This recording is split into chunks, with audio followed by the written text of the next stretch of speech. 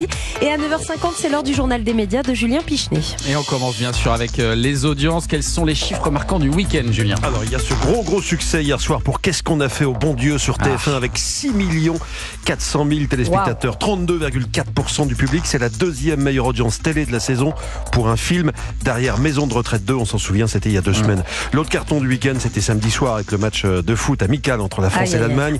Il a été suivi par 5,5 millions de téléspectateurs, 30% du public.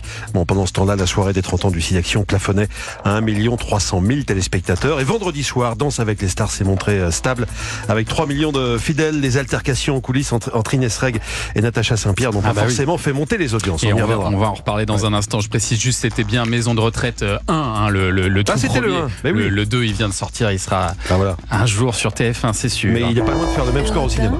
Le journal des médias.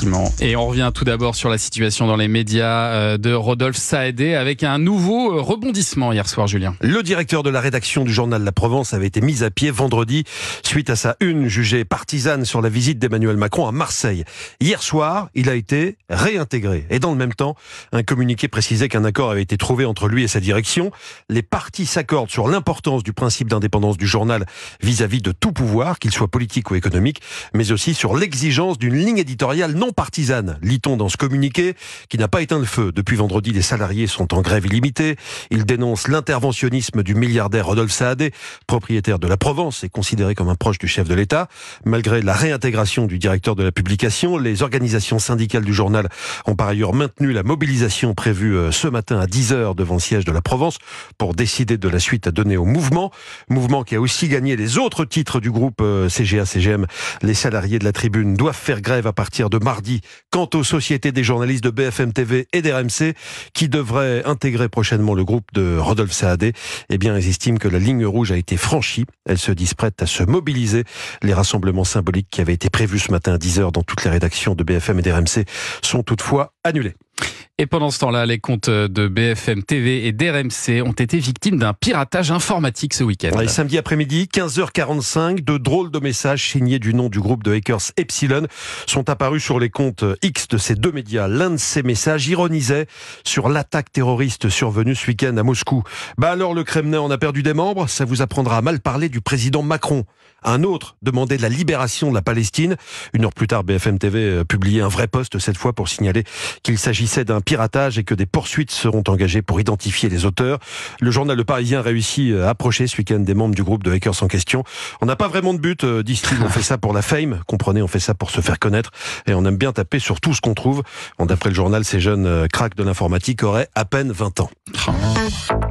Et puis la justice demande à LFI, la France Insoumise, de retirer ses visuels utilisant l'image de la journaliste Nathalie Saint-Cric. Ouais, LFI a été aussi condamnée à payer 500 € de dommages et intérêts à la journaliste du service public pour réparation de l'atteinte portée à son droit à l'image. Petit rappel, en vue des européennes, LFI avait lancé une campagne utilisant l'image et le nom de personnalités des médias aux opinions supposées contraires au parti.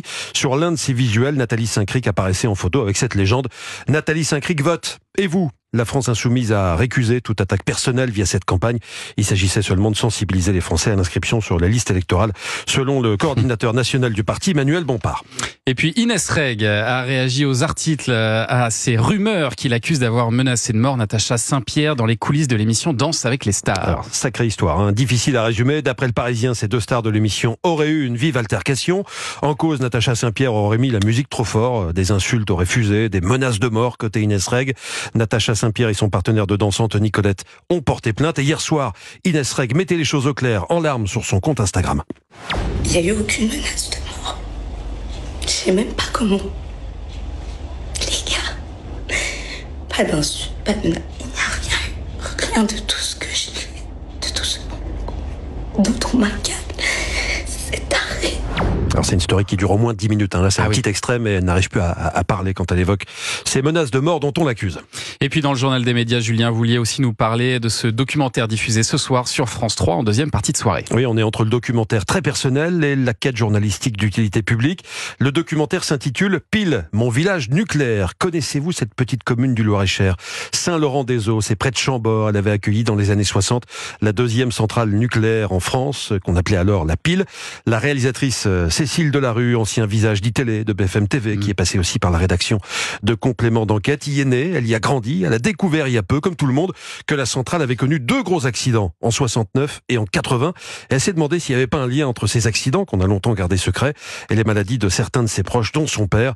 Pour le savoir, elle a mené son enquête sur place, comme elle le raconte à Europe 1. Les habitants m'ont parlé parce que j'étais la fille de mon père, parce qu'ils m'ont vu grandir, parce que voilà, et j'ai essayé de les rassurer, parce que évidemment, la première chose que les gens se sont dit, d'abord, c'est il n'y a pas de sujet, il n'y a pas de problème, il n'y a pas de problème avec le nucléaire, ou alors tu vas venir faire quelque chose à charge, qui était leur grande angoisse. Et moi, je voulais surtout pas me mettre dans une position qui soit pour ou contre le nucléaire. Et c'est vraiment tout le problème qu'on a avec ce sujet-là. Ma question, c'était pas ça. Ma question, c'était juste de raconter une histoire qui n'a pas été racontée. Et après, même se dire, pourquoi est-ce qu'on nous l'a pas racontée, en fait? Et cette histoire que personne ne nous a racontée, c'est donc ce soir sur France 3 à 23h, pile Mon village nucléaire. Je l'ai vu et je vous le conseille. Poignant documentaire. Merci beaucoup, Julien, pour ce journal des médias.